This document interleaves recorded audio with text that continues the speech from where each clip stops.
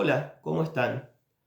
Me llamo Carlos Clerici y hoy vengo a compartirles un concepto fundamental para el estudio pedagógico que es el de supuestos básicos subyacentes.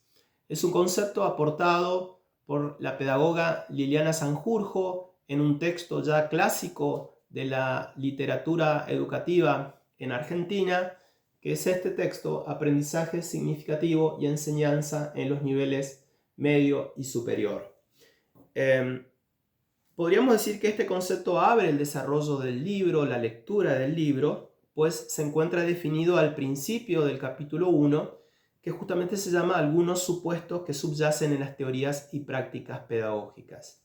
Esta cuestión no es azarosa, no es casual, porque justamente la autora dice que es necesario analizar estos supuestos como para poder avanzar sobre otras preguntas y construir otras respuestas que hacen a la formación y a la práctica docente.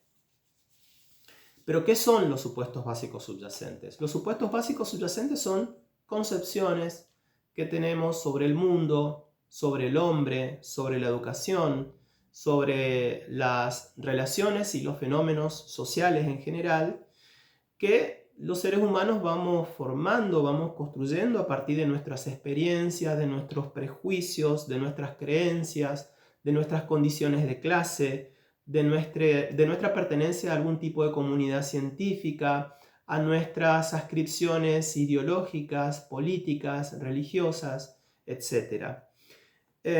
Son supuestos porque en general no son factibles de ser demostrados y tampoco hay una preocupación para que ocurra lo contrario.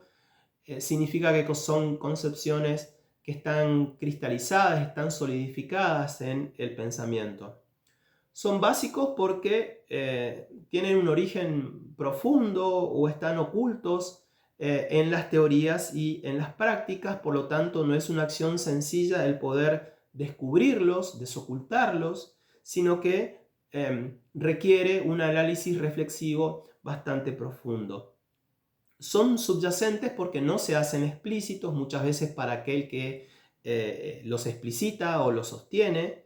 Es decir, que se encuentran presentes, pero no nos damos cuenta de que están allí. ¿Para qué sirve este concepto? ¿Para qué es fundamental el concepto? La autora nos dice que es fundamental por dos cuestiones.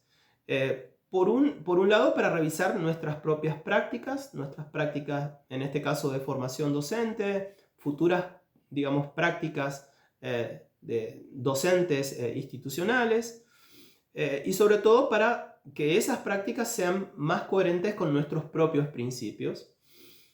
Y por otro lado, para analizar críticamente los fundamentos de propuestas pedagógicas y didácticas que se nos presentan o que llegan a nuestras manos.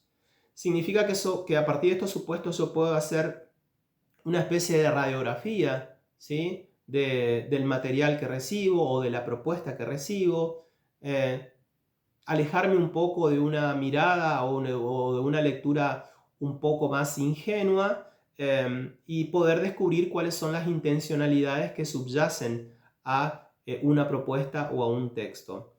Ella nos dice que estos supuestos básicos subyacentes que encontramos en educación son complejos y se presentan como una trama bastante imbrincada.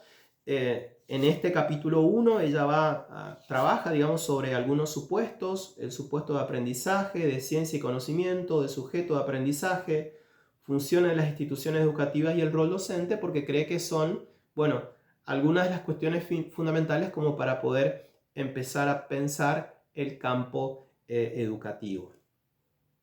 Y la trama de estos supuestos es muy compleja porque ella dice que estas concepciones son solidarias entre sí, significa que son coherentes entre sí, arman una coherencia, pero que podemos encontrar algunos sentidos que son incoherentes y que muchas veces buscamos algún tipo de justificación para que estén allí y para que estén en nuestro discurso, y esto habla, digamos, de la complejidad de la articulación que tienen estas concepciones.